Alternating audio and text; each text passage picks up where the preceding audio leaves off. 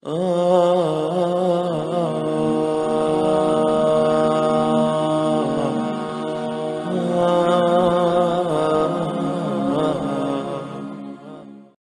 Islami awalan, summal iman, summal ihsan.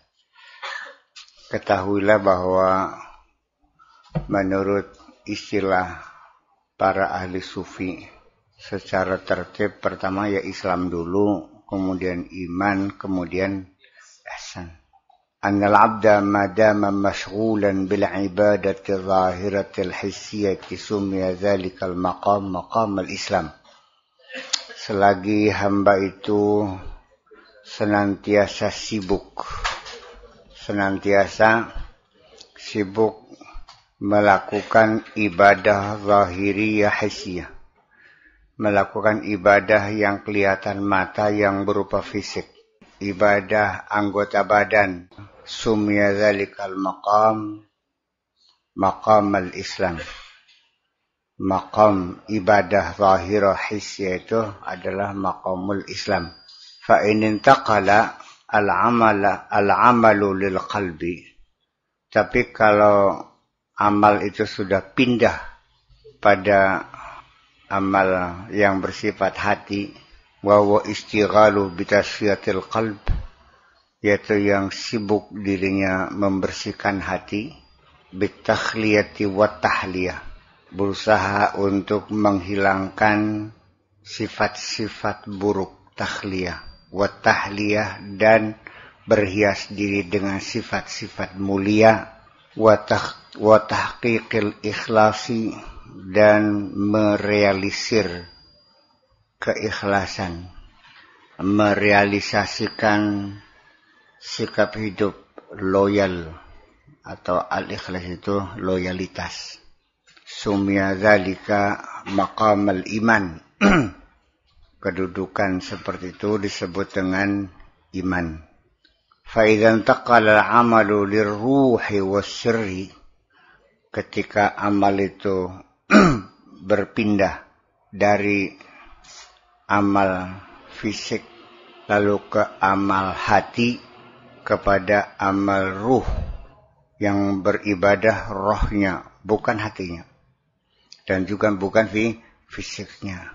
Wa huwal fikra wan nazrah, yaitu kepada ibadah pemikiran dan ibadah pemahaman. Pemikiran dan pemahaman. Sumia maqam al-ihsan, ay sumia al-maqamu maqam al-Islam. Maka disebut dengan maqamul ihsan. Titik. Bi khilafil fuqaha'i, ini berbeda pengkategoriannya itu dengan para fuqaha. Ahli sufi itu seperti itu. Kalau fuqaha fa innahum yuqaddimun al-iman 'ala al-Islam. Kalau fuqaha sih ya mendahulukan iman atas Islam. Percaya dulu baru mau sholat, kan gitu. Fuqaha. Fayaquluna la yasihhu syai'un dunal iman. Sehingga mereka mengatakan tidak sah orang melakukan sholat, melakukan ibadah puasa, melakukan haji, apa saja, kalau dia tidak beriman. Wala masyahata fil istilah. Ya, enggak ada persoalan masalah mengenai terminologi seperti itu. Qad alima kullu unasi masyrabahum. Masing-masing ya punya pendapat yang berbeda-beda. Ya, tempat minum berbeda-beda. Sumurnya di pinggir laut ya agak asin. Kalau sumurnya di gunung ya adem. Kalau di gunung ya enak, airnya manis.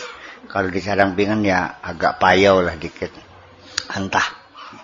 Qad alima kullu unasi masyrabah. Kullu hizbin bima ladaihim farihun. Likulli syai'in maziyah. Biasakan kita berbeda pendapat. Ya udah, kan ada masalah. Kata fuqaha iman dulu baru Islam. Kata ahli tasawuf Islam dulu dong baru iman. Karena fuqaha yang dilihat adalah zahir. Kalau tasawuf yang dilihat adalah batin. Itu masalah bedanya. Jadi tidak ada pertentangan. Kenapa? Karena mereka melihat dari sudut pandang yang berbeda.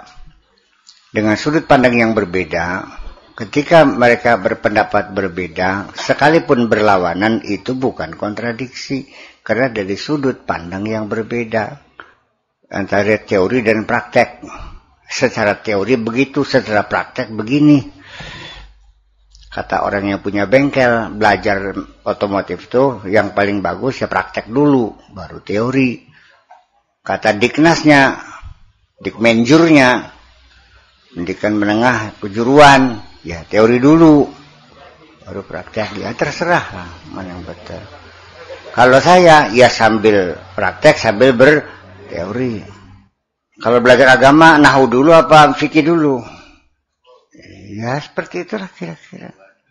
Ya tapi kalau belajar fikih, nahunya nggak belajar, bagaimana mungkin bisa? Ya itulah kira-kira begitulah kira-kira. Qala ba'dul muhaqqiqin, i'lam anna li'alamil mulki wa huwa 'alamu syahadati anwarun zahirah. Menurut sebagian orang yang sudah melakukan penelitian, yang sudah mengerti tentang kebenaran, bahwa alamul mulki itu adalah alam syahadah, dan bahwasanya pada alamul mulki dan pada alam syahadah itu terdapat atau punya sinar-sinar zahir, pada penyinaran yang bersifat zahir. Wali alamil malakut wa huwa alamul ghaib, dan alam malakut atau disebut juga dengan istilah alamul ghaib itu anwarun batinah, anwar yang batin, cahaya yang zahir dan cahaya yang batin. Kita di dunia fisik yang bisa kita tangkap, kita raba, kita lihat, kita ya alam dunia kita ini, alam zahir kita ini, ya ada lampu banyak, lampu neon, lampu bohlam, lampu listrik, lampu matahari, ya bulan, semuanya menerangi jalanan, menerangi alam semesta, ya anwar zahirah. Di alamul malakut juga atau alamul ghaib juga ada sinar-sinar batin. Kalau sinarnya sinar zahir, ya kita tidak menginjak tembelek landung, tidak kekecos paku, tidak terperosok dalam lubang karena kita melihat jalan. Iya kan begitu? Ketika malam hari dengan tidak bawa baterai, tidak bawa patromak, malam jalan, ya sangat besar sekali, kemudian kesandung, mungkin nginjek tunggak segala macam. Demikian juga sinar batin juga sama. Sekalipun kamu sudah mengklaim beriman, sudah mengklaim sebagai muslim, tetapi ketika masih gelap gulita, ya angger nerjangit dosa-dosa sampai berdarah-darah, ya bernanah-nanah bergelimang dosa. Sholat ya sholat, betul. Naik haji tiap tahun, tapi korupsi jalan terus. Berarti ketika kamu masih suka melakukan dosa, ya artinya masih petang, belum ada cahayanya. Ketika hati kamunya sudah terang, ya mana mungkin korupsi duit rakyat. Masa malas-malas terus. Saya kira ya sulit untuk melakukan kejahatan. Iya kan begitu. Sehingga nggak ada yang dilakukan dan nggak mungkin kesasar. Kenapa? Karena hatinya sudah mendapat penyinaran. Begitu loh kira-kira. Jadi kalau sinar zahir mah, ya kamu bisa merasakannya. Ada neon, ada matahari, kan begitu. Tapi sinar batin masih gelap gulita. Sekedar ngomong. Sekalipun dia berbicara tentang pahala, tentang sorga, dia sendiri nggak yakin, dia yakin ada pahala, ada sorga. Artinya secara zahir dia muslim, secara zahir dia mukmin, secara zahir sinarnya juga sinar zahir. Tapi karena batinnya gelap gulita, ya semua dosa-dosa masih dilakukan. Sebegitu dia melakukan kesalahan pun dia bisa berdalil kok untuk membenarkan dirinya. Ya artinya kan jujur saya sih tidak bicara masalah haram halal dengan hati nurani. Ya, artinya ya seperti itulah bahwa sinar batin itu membentuk perilaku batin. Nah, makanya pengasahan basirah dulu yang pertama kali kita pelajari yaitu dengan cara mujahadah. Iya kan, dengan mujahadah. Innalladzina jahadu fina lanahdiyannahum subulana. Artinya dengan exercise. Dengan melakukan exercise. Pelatihan-pelatihan. Jadi supaya basirah kita berfungsi. Ya pertama-tama untuk mubtadiin mah ya saya kira sangat efektif lah dengan memperbanyak berzikir, bangun tengah malam, banyak merenung, banyak ngaji rasa. Belajar seperti itu aja dulu. Tapi kan lalu di tengah perjalanan kan karena salah persepsi. Dikiranya mujahadah itu meninggalkan pengabdian kepada Allah. Tenggelam dalam seremoni-seremoni. Saya melihat mujahadah itu sendiri lebih efektif kita ketika melakukan pengabdian kepada Allah yang disebut dengan bahasa santri ibadah. Itu kan pengabdian kepada Allah. Ya apa? Mensejahterakan masyarakat sekitar. Aktif dalam kegiatan-kegiatan sosial sebagai satu ibadah. Mencerdaskan bangsa, meningkatkan IPM, indeks pembangunan manusia. Ya, indeks human development, indeks pembangunan manusia, kesehatan, pendidikan, kemakmuran, kesejahteraan, artinya sisi ekonomi, ya, ikut serta membangun satu kondisi yang stabil, kondusif, stabil, aman, tentram. Saya kira itu juga merupakan satu mujahadah kita untuk menghidupkan basirah kita.